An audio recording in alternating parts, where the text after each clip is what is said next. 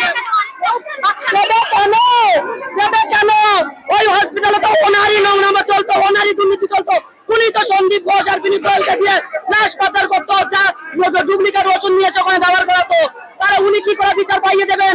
যে মমতা বন্দ্যোপাধ্যায় এই রাজ্যের মুখ্যমন্ত্রী, যে প্রমাণ লোপাট করলো, যে আজকে কই আমাদের অভয় বোনকে খুন করালো, অত্যাচার করালো, সে দেবে বিচার। বিচার এই রাজ্যের মানুষের আদায় করে নিতে হবে। আর ওনাকে পদত্যাগ করতে হবে। সেই সঙ্গে দেখুন যারা মরেছে, ক্রিকেট বল খেলতেছে, দেখুন যারা ফুটবল খেলতেছে, সব দেখুন যারা মরেছে, এই পুলিশের মরেছে, এদের জানে এদের নিরাপত্তা নেই। এখন মনে হচ্ছে এমন বেশি আছে, এদের নিরাপত্তা নেই। এই রাজ্যের মা বোনের কি নিরাপত্তা দেবে? এদের নিরাপত্তা নেই। দেখুন অবস্থা দেখুন।